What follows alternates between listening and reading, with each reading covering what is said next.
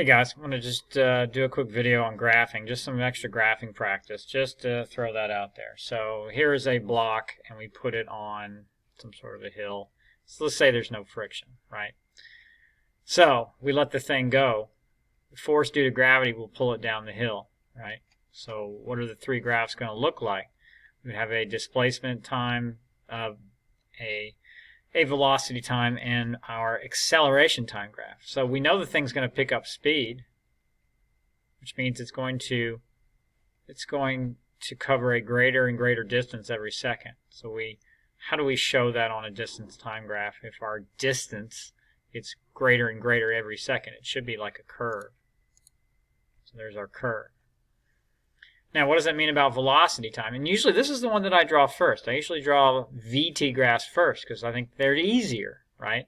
Well, what do we know about, and you know what, if I can, I even draw this one first. I tend to go backwards. I either start here and go to there, or the best thing to do is start here and then go to there and then go to there. What do we know about the acceleration here? Well, if there's no friction acting on this hill, then it's the same thing as if you take something and you just drop it. There isn't any friction. Let's say that there's no air. Well, then having it fall would be the same as having it go down the hill at that angle if there's no friction here. So these are all physics land problems. We'll just turn off friction. We'll turn off friction, between the block and the hill. We'll turn off air. So this thing is going to be pulled down by gravity. So gravity is negative 9.8. Right?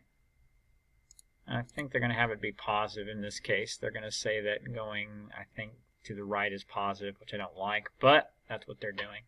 So this is a flat line because it's 9.8, which would make this an increasing line. Because what's this thing going to do? It's going to pick up speed, right? So the speed's going to get bigger. It's going to start at some zero speed. See that? So we started here at 0. And by down here, ask yourself these very simple questions. Well, if the speed is 0 here, what's it going to be here? It's not going to be 0, right? If you've been to the, to Six Flags, you're going to be picking up speed. So this is going to be a straight line. Why is this a straight line and not a curve? Because all of our AT graphs are going to be flat lines because all of our A's in this course are constant. They're all going to look like this. Now they might be here, they might be down here. So this is a flat line. This is going to have some positive or negative slope. If this line were down here, this would be going that way. Okay. And if this line has some straight line positive slope, then this sucker is going to be a curve. So there is a progression here that will happen. Let's try a second one. Why did that happen? Here we go. Here's another one. Try it. Displacement time graph. Well, now we're going the other way. And so instead of a curve going up like that, it goes down because we're moving the other direction. We're starting at some, see, they're calling this our 0 point. So now we're starting away from our 0 point. We're going back to it. So it's a curve down like that. Okay. So it looks like going to the left is negative, or as they call it, going to the right, positive. So you see the difference here between this, going to the right, they're calling positive. Going to the left, negative. You can pause this video whenever you want. Just try this. Here's one. This one's tricky. You start at at the origin. So you're going to be right here. At some non-zero speed. The thing's going to go up to some point. It's going to stop. It's going to come back down. That's what's going to happen. It's going to go up, stop, come back down. If there's no friction, this is the exact same thing as if I take this pen, I throw it up in the air. It goes up, up, up, up, up, up, up. It stops briefly at the tippy top and then comes back down. Same thing. The dashed line is to help you figure out what do I draw on the way up versus on the way back, right? So it's already moving, so it has some positive non-zero speed, so it's probably going to be something, our V line may be up here, Okay. For our displacement, it starts at 0, so it's going to start there. Can you do it? Try it. Pause it.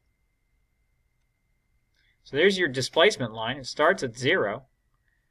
And as it goes, what happens? It slows down. Gravity's pulling on it, so it slows down. You get a curve. What happens right up here at the tippity top? It stops. See how right there, it's almost, you can see it's like a little flat line there. Boop, stops right up here. And then it comes back down, and it comes back down to the origin, so it comes back to this x-axis there. What about the VT graph? It starts at some positive speed, non-zero, right? As it goes upwards, it slows down at a constant rate. What's the only thing acting on it is gravity, trying to pull it back. Somewhere up here at the top, it stops, which means it crosses this line briefly right there at 0 speed. And then it goes left, which they're calling negative. What is this going to look like? Well, I already told you that these are all flat lines, right? So you're going to have a couple flat lines here. Oop. You have a flat line, and it just so happens that they connect. Right? You have one flat line on the way up, one flat line on the way back. They're actually all one line. Why is it on the negative end? Well, gravity is always pulling us backwards, down, right? Gravity's here in this case, this block's moving this way, and gravity's pulling on you to the left. And these example problems call going to the left negative. So that's a thing. Here, we're starting at the origin. We're starting with 0 speed. So we're going to start at 0 speed in this graph. We're starting at the origin here. We're going to pick up speed, and then when we hit here, it looks like we're going to move along a flat, frictionless surface. So what's going to happen? Try it. Pause it. Your distance time graph. You have a curve because you're going to pick up speed, which means by down here you're going to be covering more distance than you would be up here. VT graph is going to be a straight. Oh, I'm sorry. This part is what happens when you get to this flat surface. I'm sorry. And now, when you're on a flat surface, what happens? Well, gravity is no longer pulling you down. Because now you're on a flat surface. Gravity can't pull you down any further, and now you have a constant. Now you will be moving with a constant speed, and you will have the same displacement covered per second. Sorry about that. So your VT graph, right? So you'll have two little sections. The first section should be a straight line, positive slope. You're going to move this way with increasing speed. And when you get to this part right here, what's going to happen? If there's no friction and gravity can't pull you down anymore, you should have a flat horizontal line. What about acceleration? What's that going to be?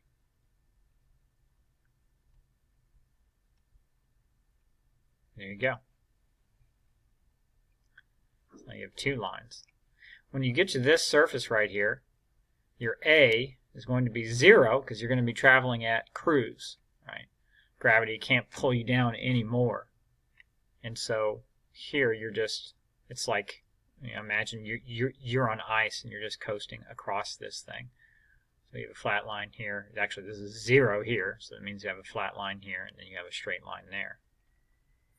Here I have a positive flat line, so I'm going to have a positive increasing slope here, but a straight line, and then that means here I will have a curve. So I hope that you see the progression there. This is a great one. You're starting away from the origin. You're starting with 0 speed. So you're going to have a line that starts somewhere. Oh, shoot. Let's see. We're going to go to the left. It's going to be away from the origin. It's going to be up here. You have 0 speed. Try it. Pause it.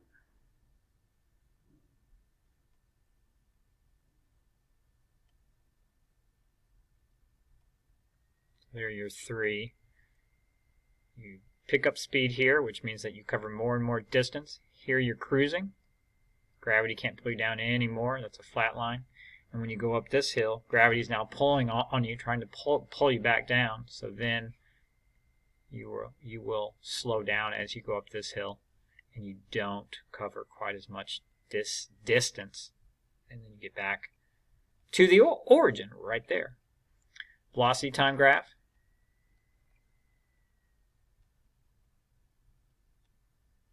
Okay. Acceleration time graph.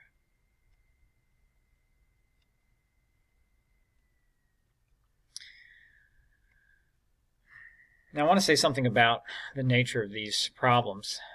All of these are in physics land, which means we turn air off, we turn friction off, and some funny things happen, right? Kids don't, people don't like seeing a graph that is broken up into 3 pieces, just like here. Or a graph like this, where all of a sudden you go from like a negative slope to 0 slope to suddenly positive slope.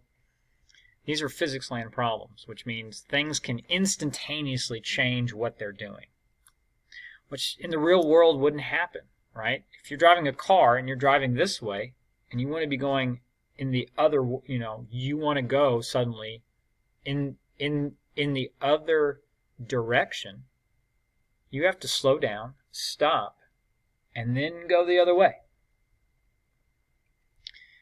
And so what happens is you have these graphs where it looks like things instantaneously happen, right? Especially this right here. Could I connect these? Could I draw a flat line and then have a line going from here to there? I could, yes. It would look like a stair step, right? What this is saying is that you are instantaneously going from some negative A to 0 without slowing down, right? Which is impossible. So just know that these are physics land problems, and that wouldn't really happen. Here you would need some type of a sloped line here, right? But because we're in physics land, this is what happens. Okay. I hope this helps. Just a quick little video, just practice graphing.